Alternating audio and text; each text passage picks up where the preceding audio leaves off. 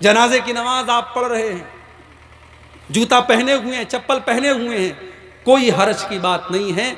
जूता पहन करके, चप्पल पहन करके आप जनाजे की नमाज पढ़ सकते हैं। कुछ लोग ओवर होते हैं, बहुत ज्यादा चालाक होते हैं। वो क्या करते हैं, कहते हैं नहीं नहीं हम जूता पहन के नमाज नहीं पढ़ेंगे, जूता उतार करके उसी जूते पर खड़े होकर के नमाज पढ़ते हैं। ये कौन सी अक्लमंदी की बात है मेरे भाई? अगर जूता नापाक है और जूते में नमाज नहीं पढ़नी चाहिए तो फिर जूते के ऊपर तुम पैर रख करके नमाज भी नहीं पढ़ सकते हो। तो सही बात यह है कि जूता और चप्पल पहन करके आप जनाजे की नमाज पढ़ सकते हैं, कोई हरज की बात नहीं है। दुनिया के अंदर मंत्री का बेटा अपनी स्कॉर्पियो चढ़ा देता है और 4 किसान मौके पर मर जाते हैं। अदालत का फैसला आता है, मंत्री जी का बेटा कार भगा रहा था, गलती से 4 लोग उसकी कार के नीचे आ गए, तो कार चलाने वाले की कौन सी गलती है? जज ने यह कह करके बेल दे दी और मंत्री का बेटा आज अदालत से जमानत पर रिहा हो गया। कल क़यामत के दिन की अदालत में कोई नाइंसाफी नहीं होगी, कोई बेईमानी नहीं होगी, वहां कोई झूठ नहीं चलेगा। यौमइज़िन तुरज़ून ला तख़फ़ा मिनकुम ख़ाफ़िया, कल क़यामत के दिन जब तुम अल्लाह की बारगाह में पेश किए जाओगे, तुम्हारा कोई भी अमल छुप नहीं पाएगा। फ़अम्मा मन ऊतिया किताबहु बियमीनिही, जिसका नाम आमाल उसके दाहिने हाथ में दे दिया जाएगा, उसके राइट हैंड में दे दिया जाएगा, उसके सीधे हाथ में दे दिया जाएगा। फयकूल, वो कहेगा हाउम क़ुरऊ किताबिया इन्नी ज़नन्तु अन्नी मुलाक़िन हिसाबिया। ओ लोगो, ये देखो, ये मेरा रिजल्ट है, ये मेरा नाम आमाल है, मैं तो पास हो गया, मैं तो कामयाब हो गया, मुझे यकीन था मुझे यही हिसाब मिलेगा। दाहिने हाथ में जिसको रिजल्ट मिलेगा वो पास हो जाएगा, वो कहेगा मुझे यकीन था मुझे यही रिजल्ट मिलेगा। जब मेरे गांव की लड़कियां स्कूल और कॉलेज में दुपट्टा भी अपने सर पर नहीं रखती थी और स्कूल और कॉलेज में वो बगैर दुपट्टे के जाया करती थी, मैं तो मुकम्मल पर्दे में जाया करती थी। और शायद मुस्कान नाम की वो लड़की भी कल क़यामत के दिन खड़ी होगी और अल्लाह की बारगाह में कहेगी, आए अल्लाह, जब 40-40 गुंडे अपने झंडे लहरा रहे थे और नारे लगा रहे थे और मैं अकेली थी और वहां पर कोई मेरा सपोर्ट करने वाला भी नहीं था, मैं हिजाब में थी, मैं बुर्के में थी, मेरे ऊपर दबाव डाला जा रहा था, मैं हिजाब उतार दूं, मैं बुर्का उतार दूं, मैं पर्दा छोड़ दूं। ऐ अल्लाह, उन 40-50 गुंडों के बीच में तेरी इस बंदी ने अल्लाह अकबर का नारा भी लगाया था और बड़ी शान से अपने कॉलेज में दाखिल हुई थी। ऐ अल्लाह, मैंने अपने हिजाब को उतारा नहीं था, मैंने अपने पर्दे को उतारा नहीं था। पर्दा करने वालियां तो बेचारी कॉलेज में पर्दा कर रही हैं, डंडे खा रही हैं। अभी आज की न्यूज है, कर्नाटक के स्कूल में लड़की गई पर्दे में, हिजाब में, स्कूल की टीचर ने कहा नहीं, आपको हिजाब उतारना पड़ेगा, तब हम आपको स्कूल में जाने देंगे। आज ये भी हमारे लिए चुल्लू भर पानी में डूब मरने की बात है, हमारे लिए चुल्लू भर पानी में डूब मरने की बात है। हमारी मुसलमान लड़कियां आज मजबूर हैं ऐसे कॉलेज में पढ़ने के लिए, ऐसे स्कूल में पढ़ने के लिए जहां स्कूल की टीचर और कॉलेज का प्रिंसिपल मजबूर कर रहा है उनको कि आपको हमारे स्कूल के कानून पर चलना पड़ेगा, आप अपनी शरीयत का कानून अपने घर में चलाइए, हमारे स्कूल में आपको स्कूल के ड्रेस में आना पड़ेगा और आपको अपना हिजाब छोड़ना पड़ेगा। मुसलमान आज शादी करता है तो कई कई लाख रुपए खर्च करता है। हर साल मुसलमानों की शादियों पर कई अरब रुपए खर्च होते हैं, जलसे और कॉन्फ्रेंसों पर कई अरब रुपए खर्च होते हैं, अपने मकान की डिजाइनिंग पर और मकान के डेकोरेशन पर हम करोड़ों रुपए खर्च करते हैं।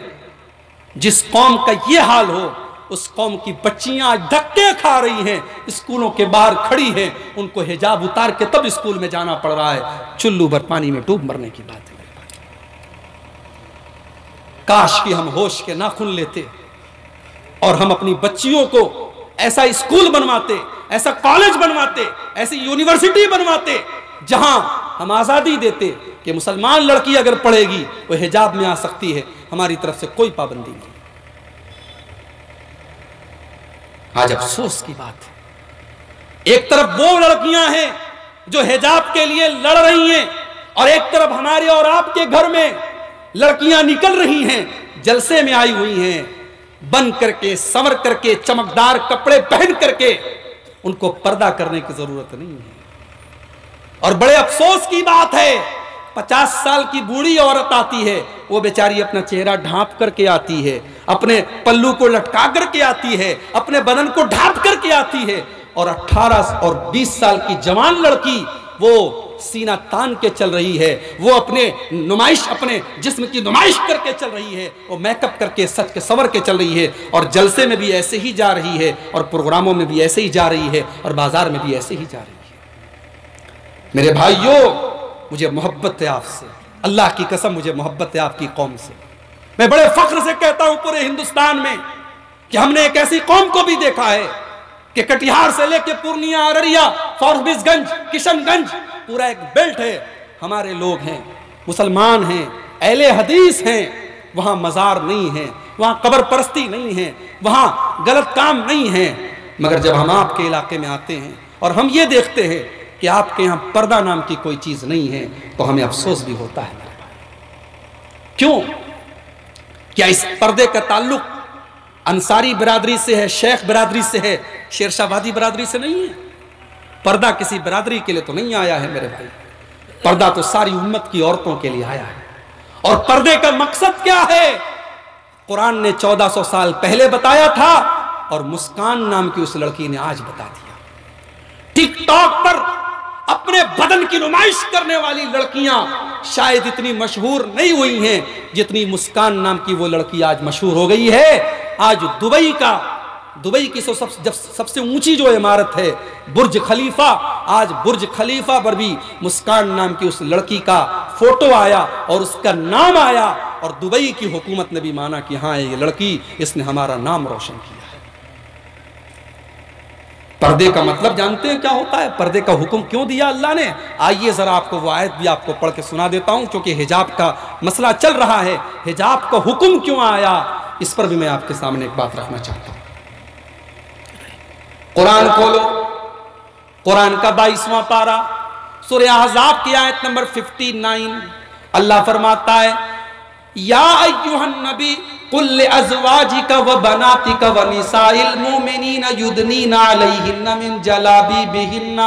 ऐ नबी अपनी बीवियों से कह दो, ऐ नबी अपनी बेटियों से कह दो, ऐ नबी तमाम मोमिना औरतों से कह दो, युदनीना अलैहिन्ना मिन जलाबिबिहिन्ना, जब वो अपने घर से निकला करें तो अपने ऊपर जिल्बाब डाल लें, अपने बदन के ऊपर चादर डाल लें, अपने ऊपर हिजाब डाल लें, अपने ऊपर नकाब डाल लें, अपने ऊपर बुर्का डाल लें। आप नाम बदल दो, आप नाम पर्दा रख दो, आप नाम हिजाब रख दो, आप निकाब नाम रख दो, आप बुर्का नाम रख दो। मकसद ये है ऐसा अपने बदन पर ऐसा कपड़ा डाल दें कि उनका शरीर ढक जाए, उनका बदन ढक जाए। युदनीना अलैहिन्ना मिन जलाबिबिहिन्ना। ऐ नबी मुसलमान औरतों से कह दो, जब वो घर से निकलें तो अपने ऊपर नकाब डाल लें। क्यों डाल लें? इसका हुक्म क्यों दिया गया? ज़ालिका अदना अन युरफना फला युज़ैन। ये हुक्म इसलिए दिया जा रहा है ताकि दुनिया समझ जाए ये मुसलमान लड़की है, ये शरीफ लड़की है, ये पर्दे वाली लड़की है, और उसको छेड़ने की कोई जुर्रत न कर सके। मेरे प्यारे भाइयों, मेरी प्यारी माँ बहनों, ये पर्दा तो आपको इज्जत देने के लिए आया है, ये पर्दा तो आपकी कीमत बताने के लिए आया है। 1000 रुपये वाला मोबाइल होता है, आदमी कहीं भी रख लेता है, उसको टूट जाए कोई बात नहीं, चलो दूसरा ले लेंगे। और 1 लाख रुपए का आईफोन आता है, उसको कोई थोड़ी इधर उधर रख देगा, उसके लिए बेहतरीन कवर लेगा, उस पर महंगा वाला